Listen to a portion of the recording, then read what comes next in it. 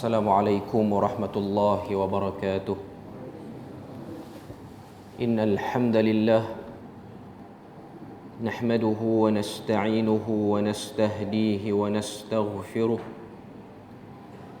wa na'udzu billahi min shururi anfusina wa min sayyiati a'malina. Man yahdihillahu fala mudilla lahu wa man yudlilhu fala hadiya lahu. أشهد أن لا إله إلا الله وحده لا شريك له وأشهد أن محمدا عبده ورسوله.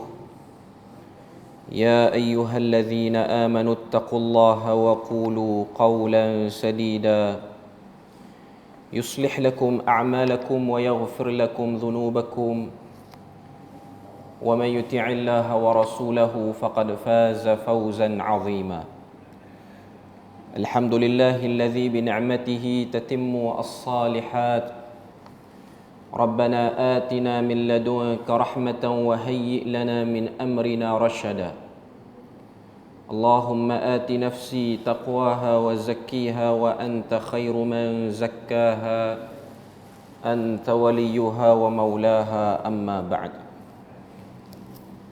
Alhamdulillah, syukur pada Allah Azza wa Jal kerana dengan rahmat dan juga limpah kurnia yang Allah Ta'ala berikan dapat kita bersama pada malam ni menyambung perbahasan daripada kitab Fathul Majid, syarah kepada kitab Tauhid.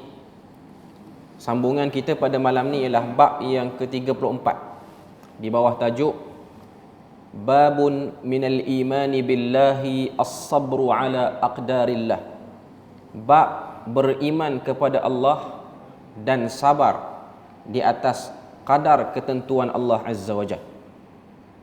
Maknanya daripada bab tu kita boleh tengok maksud dia ialah antara bahagian pada iman itu ialah kita bersabar di atas ketentuan Tuhan. Seperti mana biasa penyusun kepada kitab Tauhid ni, dia akan letakkan ayat Al-Quran, dia akan letakkan hadis-hadis Nabi ataupun asar daripada para sahabat ataupun kalam daripada para ulama untuk membahaskan bab ni. Jadi untuk bab ni dia tak mulakan dengan ayat Al-Quran, tapi dia mulakan dengan kata satu orang tokoh, iaitu Al-Imam Ahmad bin Hanbal rahimahullahu ta'ala. Qala al-Imam Ahmad dzakara Allah azza wa jalla as-sabru fi 90 mawdi'an min kitabih.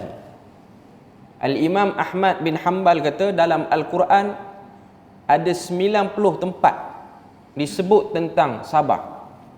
90 tempat.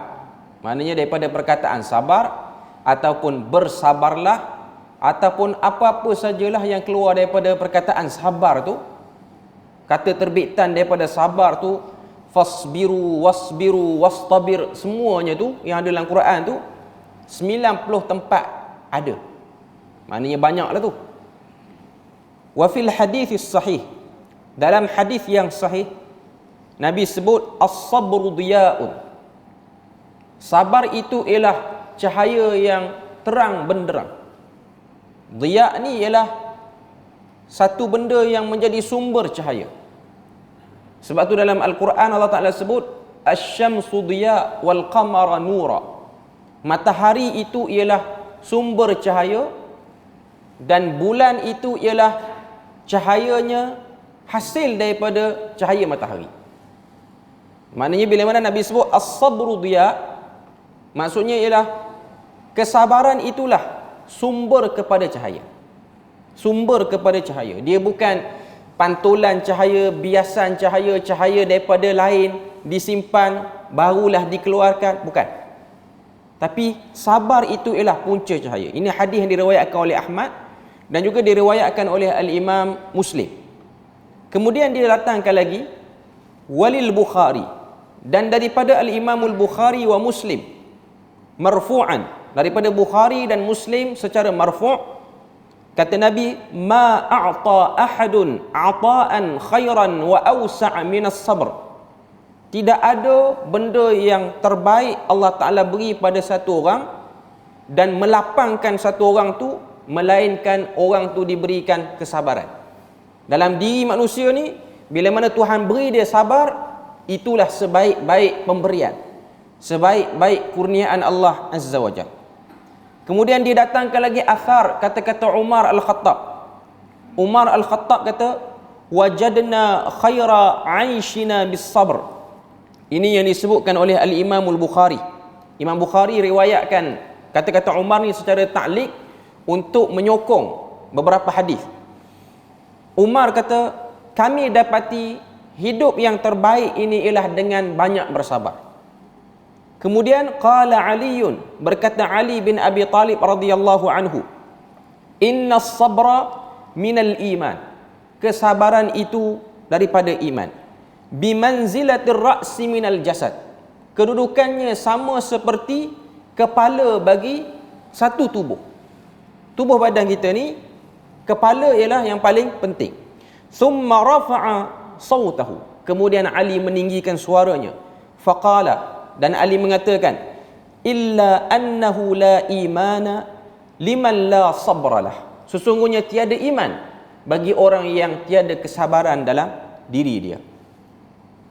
Baru penulis ataupun penyusun ni dia hurai sikit. Washtiqaquhu, dia kata, dan pecahan daripada semua tadi, daripada qaul Imam Ahmad, daripada hadis Nabi, Nabi kata as-sabru diya, daripada hadis Nabi, Nabi kata ma a'ta ahadun ata'an khairan wa awsa'a minas sabr, daripada kata-kata Umar, daripada kata-kata Ali. Kata penulis, minas sabri idza habasa wa mana'a. Sabar itu bermaksud menghalang ataupun membentengi. Was-sabru habsun nafs minal jaza', anil jaza'. Dan sabar itu menahan diri daripada mengeluh ataupun menahan diri daripada rasa nak pertikai sesuatu. Habsul lisan anit tashakki wat tasakhut. Menghalang lidah dia daripada banyak mengungut dan juga daripada banyak marah, tak puas hati. Wal jawarih an latmil khudud. Dan daripada bentuk sabar itu juga ialah menahan tangan supaya tak menampar pipi ni. Dengan sebab musibah yang turun, rasa sedih, contoh berlaku kematian, antara adat ataupun kebiasaan masyarakat jahiliah dulu ni, ambil tanah, tabur atas kepala, pasir tabur atas kepala, kemudian tampar pipi sebagai bentuk kesedihan yang melampau. Wa syaqqil juyub, ataupun mengoyakkan pakaian. Wa nahwihima dzakarahu Ibnul Qayyim. Dan selain daripada itu, seperti mana yang disebutkan oleh Ibn Qayyim Al-Jauziyah dalam kitab dia Uddatus Sabirin dan juga Madarijus Salikin. Kemudian kata penulis, dia kata wa'lam, ketahuilah, anna sabra thalathatu aqsam. Sabar itu ada 3 peringkat ataupun 3 martabat. Sabrun ala ma amarallahu bih. Bersabar di atas perintah yang Allah Ta'ala perintahkan pada kita. Segala suruhan yang Tuhan suruh ni, nak buat kena ada kesabaran.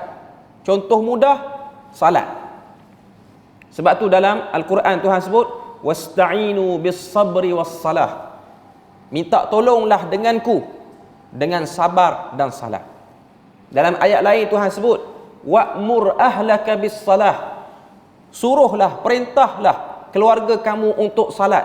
Wastabir 'alaiha, dan isi jiwa dengan kesabaran waktu nak melakukan salat tu. Maknanya nak jadikan diri kita ni sentiasa salat, sentiasa tak langgar perintah Tuhan, buat semua benda-benda wajib, basic, perkara asas yang ada dalam rukun Islam tu, puasa, zakat, apa semua. Itu semua perlukan kesabaran. Termasuk haji pun perlu sabar. Sebab perjalanan haji ialah perjalanan yang meletihkan, perjalanan yang memenatkan, perjalanan yang menyebabkan kita terpaksa tengok kerana orang macam-macam. Tak kena gaya, tak sabar, kita nak marah orang, nak maki orang, sama ada nak maki bangsa lain ataupun nak maki pengurusan, tak puas hati macam-macam. Semua benda ni perlukan kepada kesabaran. Umrah pun sekalilah. Apa-apa saja ibadah ni dia perlukan sabar. Zakat perlukan sabar, puasa lagilah perlukan sabar. Kemudian martabat yang kedua, wasabaru amma naha anhu, dan bersabar dalam menjaga diri untuk tak buat apa yang Tuhan larang. Kena ada sabar dalam diri kita, supaya kita ni tak jadi orang yang meninggalkan salat, supaya kita ni tak jadi orang yang menzalimi orang, supaya kita ni tak curi harta orang, tak rosakkan anak dara orang, tak ambil benda-benda yang haram. Ini semua benda-benda yang perlukan pada sabar. Wasabru ala ma qadaruhu minal masaib, dan bersabar di atas takdir yang Allah Ta'ala tentukan daripada musibah-musibah. 3 martabat sabar. Sabar dalam tahan diri untuk buat perintah Tuhan. Semua perintah Tuhan ni kita kena buat. Semua sunnah-sunnah Nabi ni kita kena buat. Semua kebiasaan-kebiasaan yang Nabi tunjuk kena buat. Sebab apa? Sebab dalam Al-Quran suruh kita ikut macam mana yang Nabi buat tu, Nabi tunjukkan tu. Dan ada benda-benda yang Nabi buat kadang-kadang penat untuk kita buat, bukan mudah untuk kita buat. Contoh saya bagi pada tuan-tuan, saya dah banyak hari dah sebut benda ni. Contoh, Nabi kalau salat maghrib, antara bacaan yang Nabi baca surah apa? Surah apa yang Nabi baca? Nabi baca dalam salat maghrib ni surah Al-A'raf, 209 ayat untuk satu rakaat.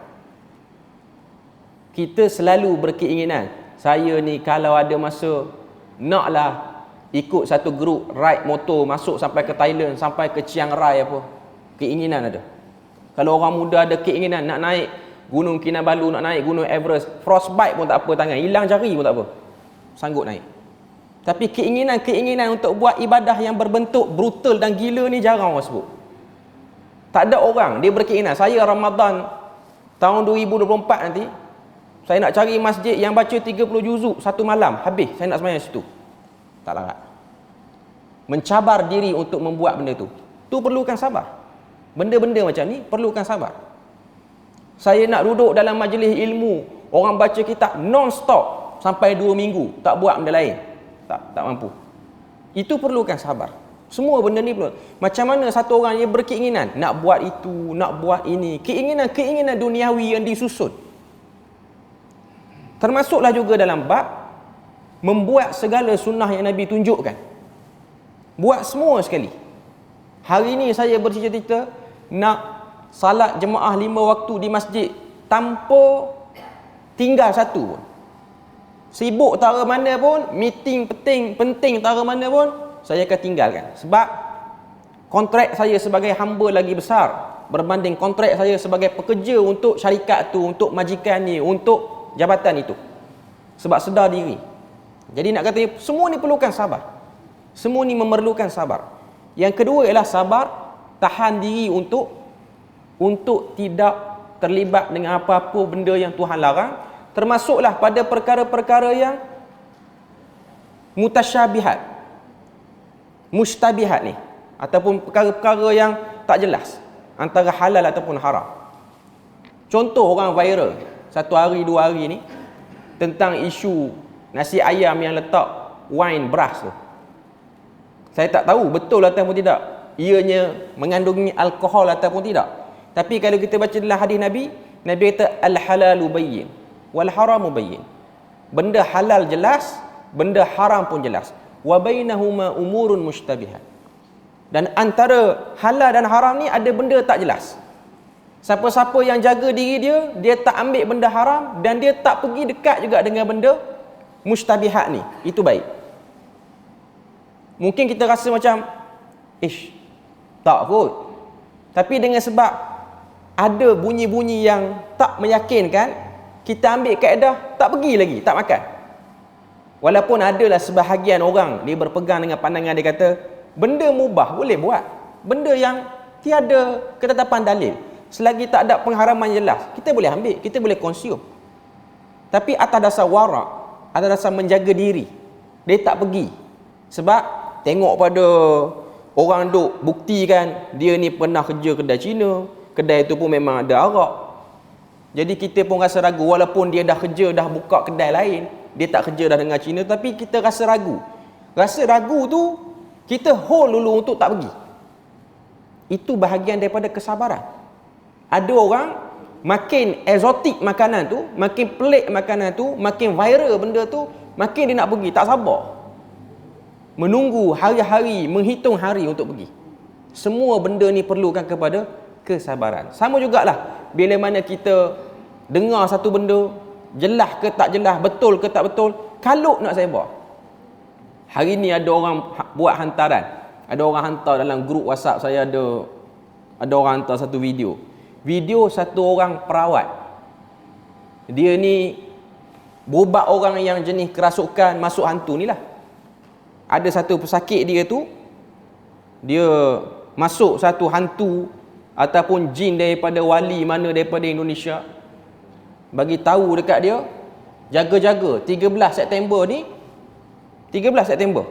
Apa dia? Tukar kerajaan ke? Bukan. 13 September ni ialah akan berlakunya Rabu terakhir bagi bulan Safar.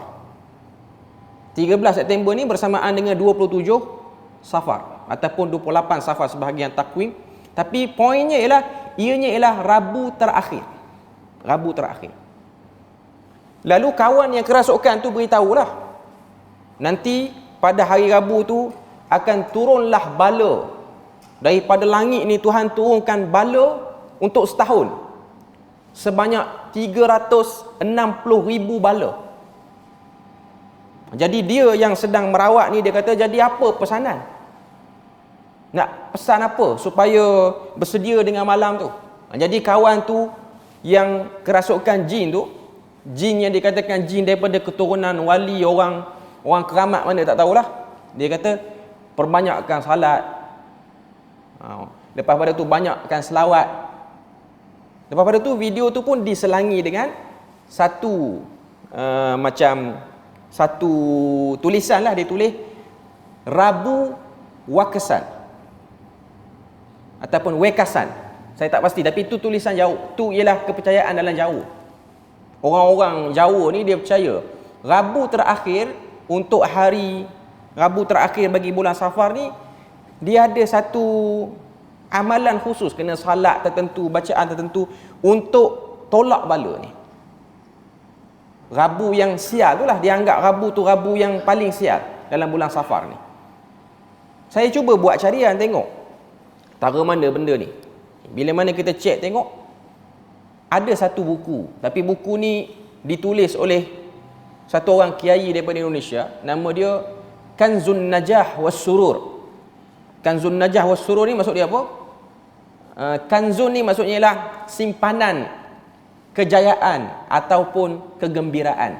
Mana dalam buku tu dia ada amalan-amalan. Dalam buku tu lah yang cerita pada Rabu Wekasan ni, Wekasan kalau saya tak silap dia punya sebutan dia. Okey. Pada Rabu yang last ni akan turun bala malam tu, semua berkumpul di masjid apa semua. Bila kita buat carian, kita tengok dah ramai pun ustaz-ustaz di Indonesia yang jawab benda ni. Cuma nak katanya perawat tu dalam video tu, dia macam ajak orang-orang yang tengok live video dia, TikTok ke FB ke, supaya ambil maklum pesanan daripada jin keramat tu tadi. Supaya kita ni kena banyak selawat, kita ni kena banyak salat. Secara umumnya, apa yang jin tu pesan, betul je. Tak salah. Tidak ada benda yang salah pun. Cuma mengambil pesanan daripada jin ni, walaupun betul, kena hati-hati. Walaupun betul, kena hati-hati. Sebab dalam surah jin Allah Ta'ala sebut, wa annahu kana rijalun minal ins ya'udhuna birijalin minal jin fazaduhum rahaqa. Ada sekumpulan manusia pergi berjumpa, berbincang dengan sekumpulan jin untuk minta perlindungan pada mereka, untuk minta macam-macam pada mereka kebaikan. Jin ni dia rasa seronok bila ada manusia ni nak berbaik dengan dia ataupun nak berikan ketaatan pada dia. Tuhan kata apa? Fazaduhum rahaqa. Tak bertambah pada manusia tu melainkan kesesatan dengan sebab dipermainkan oleh jin tu. Tambah lagi dengan hadis yang diriwayatkan oleh Imam Muslim, Nabi sebut la adwa, tiada burung yang sial ni, wala tiyarata, tiada burung sial, tiada kepercayaan sial majal, wala safar, dan tiada juga kepercayaan sial dalam bulan Safar. Nabi sendiri dah nafikan benda tu. Jadi dia ni satu orang Perawat tu dia macam convince orang, yakinkan orang untuk bersiap sedia sebelum kedatangan 13 September tu, untuk kita sama-sama bermohon pada Allah Ta'ala supaya tak kenalah malapetaka apa pada hari itu. Minta lindung pada Allah Ta'ala. Sebenarnya minta lindung pada malapetaka ni, tiap-tiap hari kita kena minta lindung. Zikir pagi petang. Tuan-tuan tengok, pagi-pagi Nabi suruh kita baca Bismillahilladzi la yadurru ma'asmihi syai'un fil ardi wala fis sama'i wa huwas sami'ul alim. 3 kali pagi, 3 kali petang. Minta. Dalam hadis tu kata, siapa-siapa yang sebut lam yadurruhu syai', tak akan termudarat dia dengan apa-apa pun. Tak kena mudarat dia. Selain daripada tu Nabi kata, siapa-siapa yang membaca 2 ayat akhir sebelum tidur daripada surah Baqarah, kafatah, ayat tu akan menjadi pelengkap, cukup bagi dia. Tak payah ayat-ayat lain, tak payah buat apa-apa ritual-ritual lain dah pun. Jadi ini ialah benda ataupun perkara yang kita kena sedar. Mengambil ilmu daripada jin dan syaitan ini benda yang kena berhati-hati. Sebab tu kalau kita tengok, ada satu potongan qasidah Burdah Al-Busiri. Saya ambil Burdah ni sebab apa? Kita bukan minat, kita bukan geng yang suka qasidah-qasidah ni, sebab saya tahu yang jadi perawat tu dia geng qasidah. Ada qasidah Busiri ni mesti dia kenal, dia mesti tahu qasidah Busiri. Ada satu rangkap dalam qasidah Busiri tu sendiri, saya tak nak baca hadis Nabi. Nanti dia kata kita geng W. Baca Quran pun dia kata kita geng W. Kita baca daripada qasidah dia sendiri. Dalam qasidah Busiri ada satu rangkap, Imam Busiri kata, wa khalifun nafsa wasyaitana wa'sihima wa inhuma muhaddakan nasha fathim. Lebih kurang macam itulah dia punya rangkap tu. Maksud dia, lawanlah hawa nafsu dan juga syaitan derhaka, dan awas, berhati-hati dengan kedua-duanya. Imam Busiri kata dalam qasidah Burdah dia, berhati-hati dengan nafsu, berhati-hati dengan syaitan. Wa inhuma muhaddakan nusha, walaupun iblis syaitan tu dia telah memberi kamu nasihat yang berbentuk kebaikan, fattahum, maka kamu kena mencurigainya, berpaling pada dia. Jangan cepat percaya. Maknanya kalau mana satu orang dia kerasukan, lepas tu dia kata, ini amalan nak bagi jin jauh pada rumah ni, amalan nak bagi jin jauh pada rumah ni, tak kena kacau. Maka dia pun kata, kenalah kita ni baca surah Al-Ikhlas 3 kali, lepas tu Al-Mu'awwidhatain 3 kali, lepas tu baca dengan selawat apa semua, kita pun amal. Boleh tak amal? Bacaan tu tak salah, memang tu ayat Quran, tapi kita mengambil amalan daripada jin tu. Kita kena ambil amalan ni daripada Nabi. Lepas tu ada orang kata, tu hadis Abu Hurairah, dia jaga harta, tiba-tiba ada syaitan datang menyerupai manusia, ambil harta. Malam pertama Abu Hurairah pegang, tangkap dia, dia pun merayu, dia syaitan. Yang datang tu ialah syaitan lah. Dia merayu, tolonglah anak aku lapar apa semua, bagilah aku ambil makanan. Abu Hurairah kesian, Abu Hurairah pun lepaskan dia. Esok Nabi kata, semalam ada orang main ceroboh apa tak gedung makanan kita, gudang makanan kita ni. Abu Hurairah kata ada. Malam nanti dia akan datang pula. Malam kedua pun sama, tangkap, dia pun buat sedih, dan akhirnya Abu Hurairah lepaskan.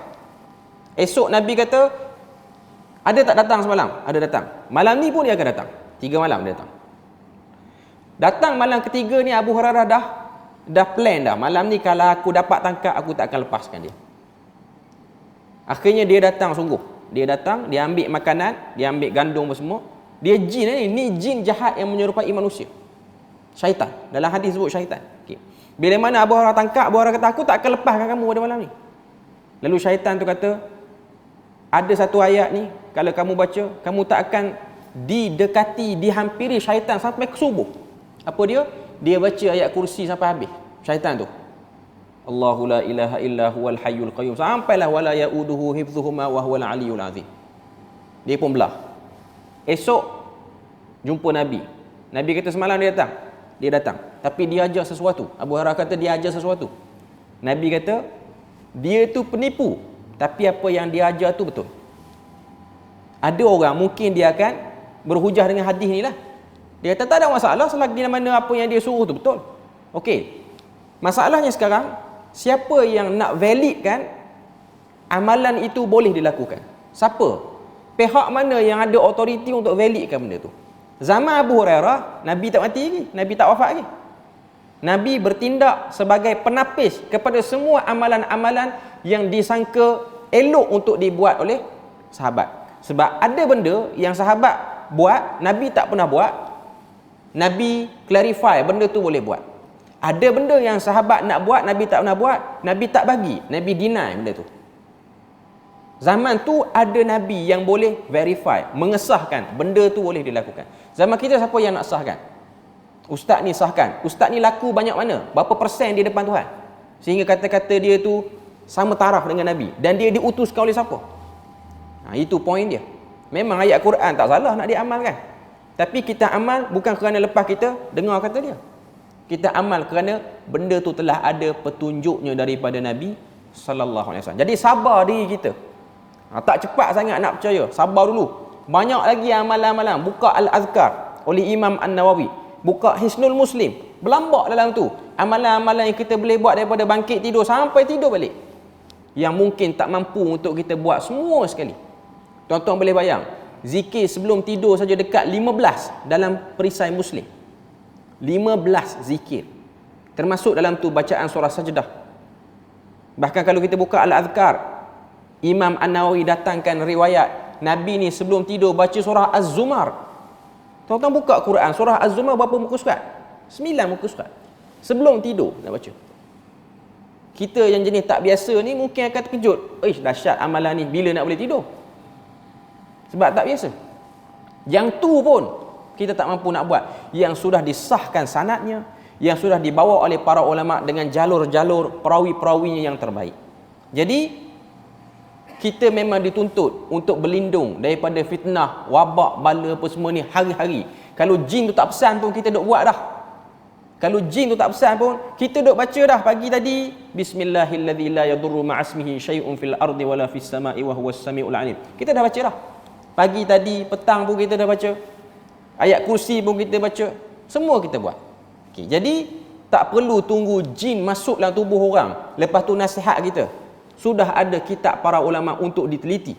Sudah ada tulisan para ulama, kalam para ulama yang terdahulu, kalam para sahabat, hadis Nabi untuk diteliti, untuk diambil amalan sebagai benteng supaya tak kena wabak, malapetaka, apa-apa saja boleh ambil daripada apa yang ditunjukkan oleh Nabi sallallahu alaihi wasallam. Jadi kita sebagai muslim bersabar untuk tidak cepat mengambil apa-apa saja kenyataan yang bersifat tergantung seperti itu.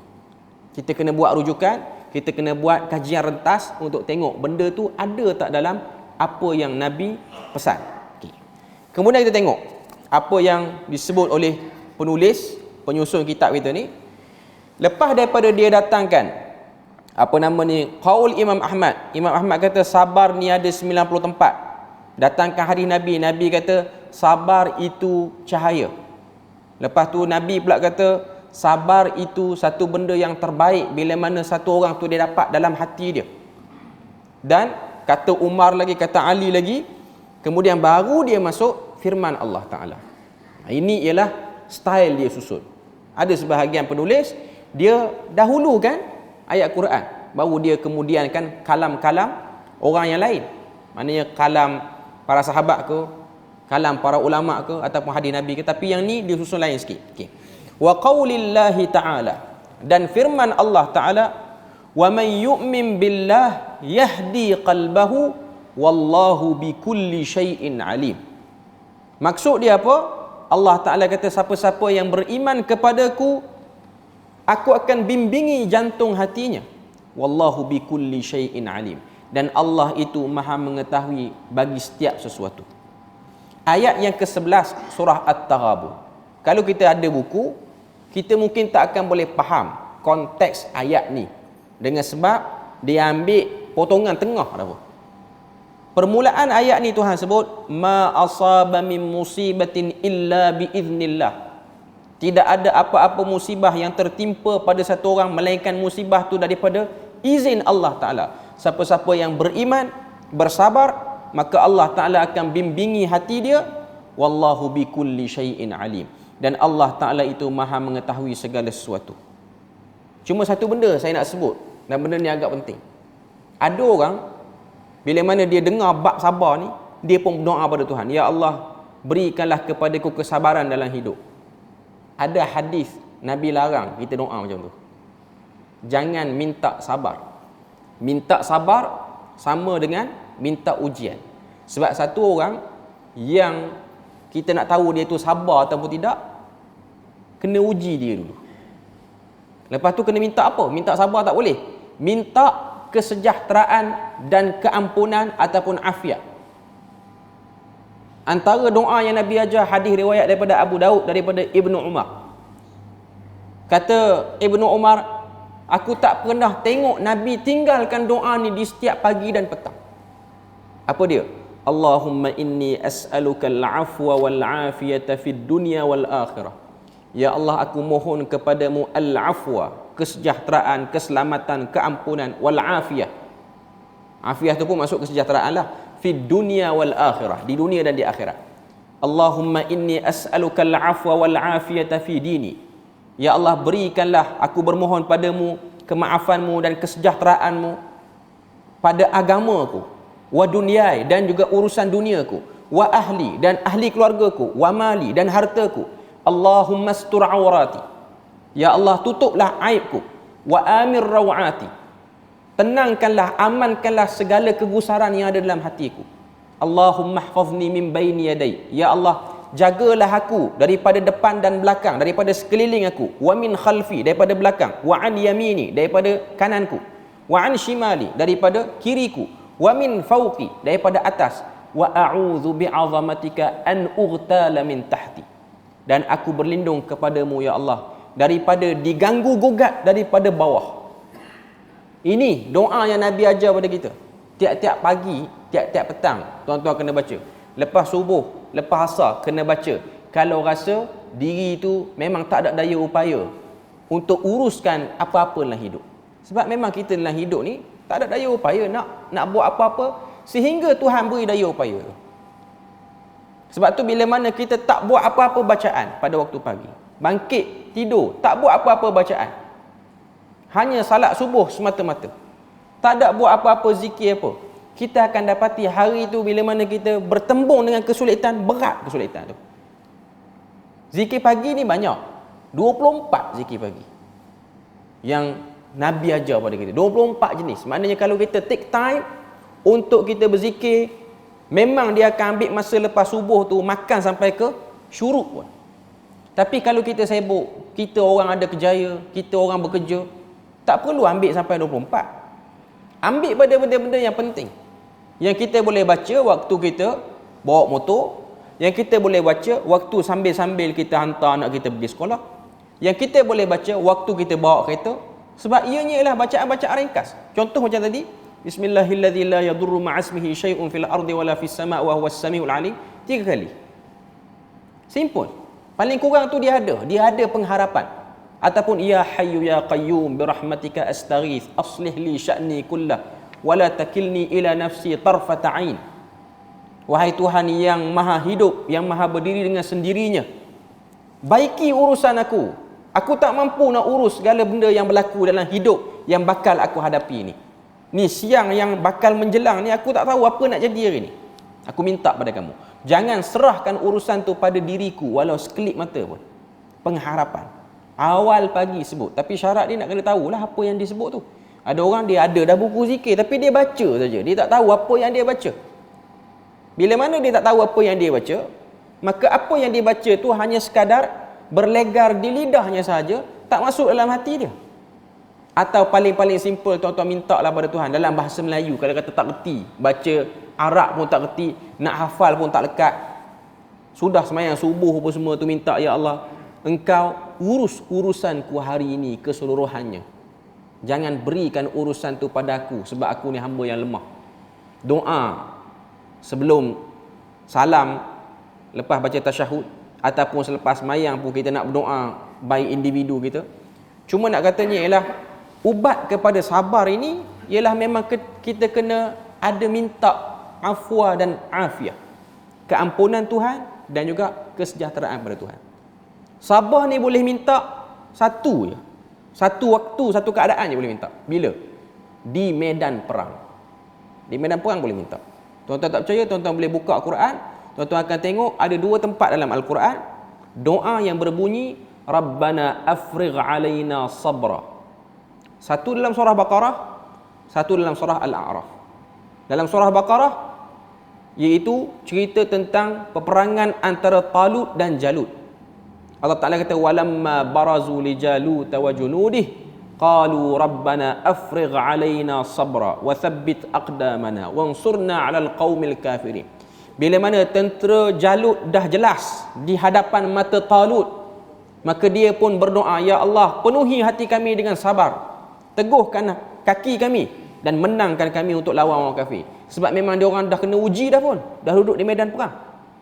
Satu lagi ialah cerita tentang perang Nabi Musa dengan Bani Israel untuk menghadap Jabbarin yang ada di Palestin. Surah A'raf ayat 126 Allah Ta'ala sebut wama tanqimu minna illa an amanna bi ayati rabbina lamma ja'atna rabbana afrigh alaina sabra wa tawaffana muslimin.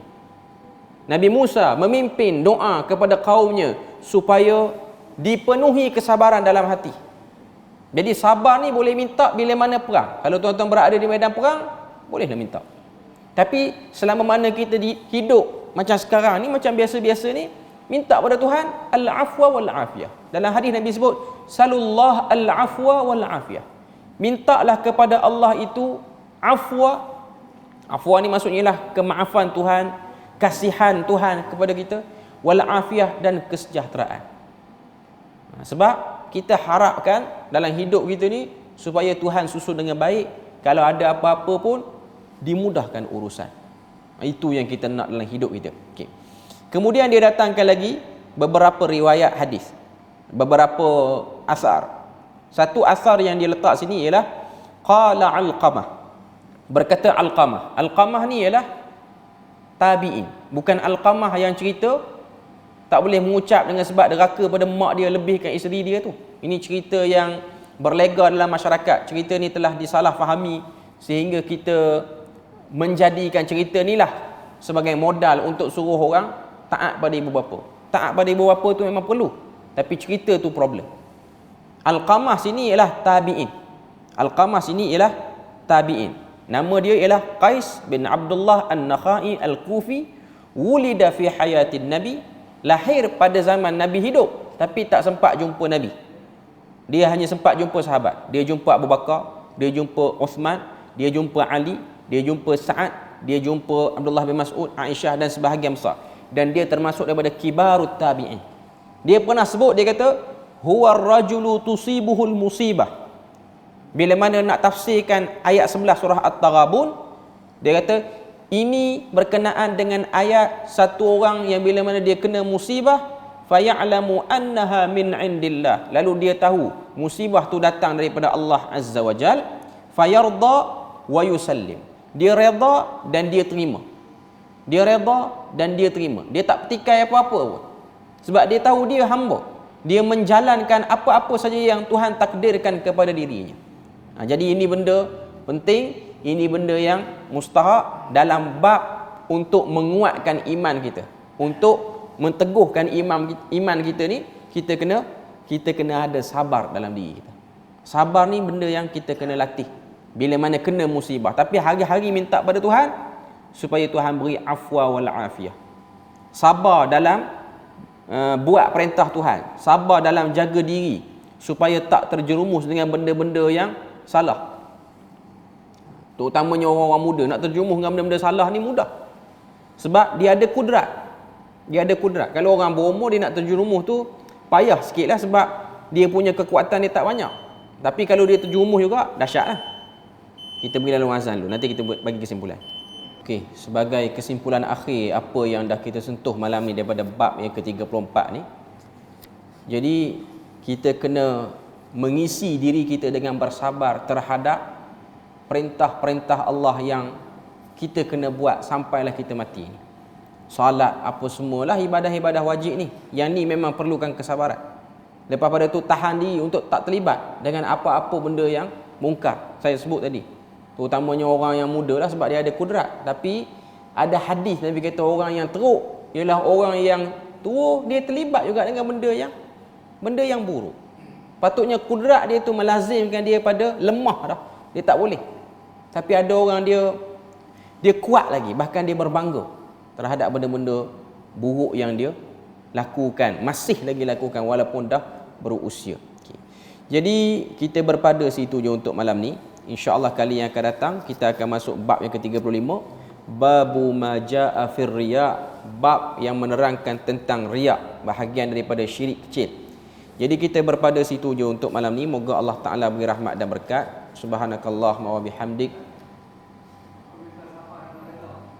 Apa beza? Sabar dengan? Dia sabar dan redha ialah benda yang mutalazim. Mutalazim ni ialah sabar, perasaan bertahan. Redha ialah terima apa yang dah Tuhan tetapkan pada kita. Dia punya beza dia ialah waktu kita kena ujian tu, kita tidak bunyi apa-apa. Itu sabar. Tak merungut, tak apa. Redha ni ialah kita set diri kita untuk terima benda tu ketentuan Tuhan dan kita jadikan ianya daripada benda yang dah Tuhan letakkan pada kita. Itu beza antara sabar dan redha. Redha ni ialah satu benda yang kira nak habis dah, nak settle lah. Redha itu. Adapun sabar ni ialah dia mula-mula. Sebab tu Nabi sebut dalam hadis as-sabru inda sadmatil ula. Sabar ni waktu hentaman pertama tu. Mula-mula kena tu tak cakap apa. Itu yang paling terbaik lah. Tapi para ulama kata kalau kita nak merungut pun merungutlah pada orang yang betul. Orang yang jenis tak cucuk bagi kita rasa panas lagi. Itu sepatutnya. Okay. Jadi saya harap benda tu dapat menjawablah antara beza sabar dengan redha. Redha tu ialah proses akhir dah untuk kita move on ataupun untuk kita berlalu pergi kepada benda lain pula. Jadi setakat tu saja. Moga Allah Ta'ala beri rahmat dan berkat. Subhanakallahumma wa bihamdik asyhadu an la ilaha illa anta wa astaghfiruka wa atubu ilaik. Wassalamualaikum warahmatullahi wabarakatuh.